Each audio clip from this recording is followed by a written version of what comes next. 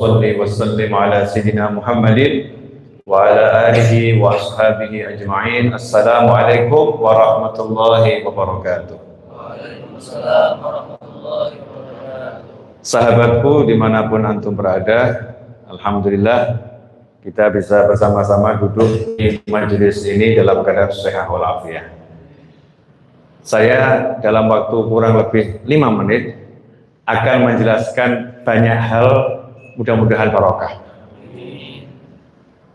Inti mendapatkan Lailatul Qadar, salah satu caranya adalah yang terdapat dalam doa Sayyidatuna Aisyah radhiyallahu ta'ala anha yang diajarkan oleh Nabi Muhammad sallallahu alaihi wasallam. Ketika Sayyidatuna Aisyah bertanya radhiyallahu anha, kalau saya ketemu Lailatul Qadar, apa yang harus saya baca wahai Nabi Muhammad sallallahu alaihi wasallam? Maka Rasul mengajarkan, quli, ucapkanlah, Allahumma innaka afun tuhibbul afwa fa'fu anni ya karim. Atau kama qala sallallahu dalam berbagai riwayat yang intinya doanya semacam itu. Allahumma innaka afun tuhibbul afwa fa'fu anni ya karim. Ya Allah, Engkau Maha Pemaaf, suka memberi maaf dan suka kepada orang yang memberi maaf. Fa'fu anni, maka maafkanlah aku, duhe yang Maha Dermawan, ya Karim. Maka dari doa itu bisa diambil hikmah bahwasannya seseorang yang mau dapat Lailatul Qadar, syarat nomor 1, hatinya nggak ada iri, nggak ada dendam, nggak ada benci pada siapapun. Hatinya harus lebih luas daripada samudra dan jagat raya. Hatinya memaafkan siapapun yang punya salah kepadanya, dan dia punya jiwa yang besar untuk meminta maaf pada siapapun yang dia bersalah terhadapnya. Ini syarat mutlak untuk dapat Lailatul Qadar.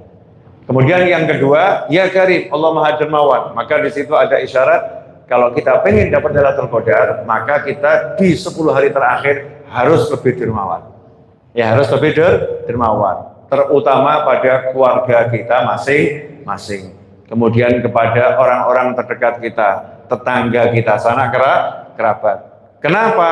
Menjelang hari raya saatnya bahagia, maka jangan sampai ada orang di sekitar kita yang hidup menderita. Semuanya harus bahagia. Maka diperlukan sikap dermawan yang lebih. Karena itu saya menghimbau kepada saudara saya umat Islam dimanapun berada, jangan sampai kita mengotori diri kita di 10 hari terakhir ini dengan yang menciptakan permusuhan, ya, dengan menciptakan permusuhan, dengan menciptakan ketidaknyamanan seperti naudzubillah min dzalik, remaja yang tawuran, ada apa tuh, perang sarung, ya. Perang sarung dikasih apa, dipukul-pukulkan, ada lagi yang jotos-jotosan, naudzubillah min dzalik. Hindari, jangan sampai kita terlibat yang semacam itu. Kemudian yang kedua, ketika mudik menggunakan jalan, ya, menggunakan jalan, kita ya harus lebih berjiwa besar untuk memaafkan pengguna jalan yang lain. Kalau diklakson jangan marah. Kalau diklakson ya noleh. Kenapa diklakson? Siapa tahu orangnya minta jalan, lagi tergesa-gesa. Atau mungkin kita lagi ngelamun, kita tuh nyetirnya tidur, ya. Kita belok kiri, ganggu jalan orang lain. Mungkin kita diingatkan biar selamat. Sesama pengguna jalan ketika mudik harus punya jiwa besar untuk saling memaafkan dan dermawan di jalan. Kalau lihat temannya lagi kesusahan, ya jangan dilihat saja. Ya kita berhenti kemudian menolong. Kalau nggak bisa, kita telepon yang berkepentingan atau yang bisa nolong untuk menolong. Praktekkan di 10 hari yang terakhir ini. Dan untuk kawan-kawan yang mau mudik, ya saya sarankan curi start. Kalau bisa malam ini mudiknya. Ya, kalau bisa malam ini mudiknya. Biar apa?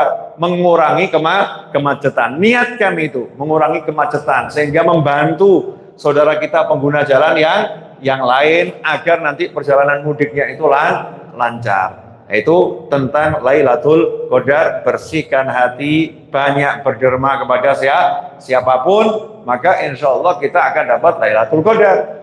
Nah, jangan sampai naudzubillah min dzalik Tampaknya kita rajin baca Al-Quran, jangan nilai orang lain ya, ini untuk diri kita sendiri. Tampaknya kita rajin baca Al-Quran, tampaknya kita rajin sholat malam, tampaknya kita rajin menangis, ternyata hati kita masih dendam pada yang lain. Hati kita masih benci pada yang lain. Maka yang semacam itu rugi karena diblokir Lailatul Qadar. Jazakumullah khairan. Insyaallah ya, insyaallah yang sedikit ini berkah dan manfaat. Ya, ingat-ingat.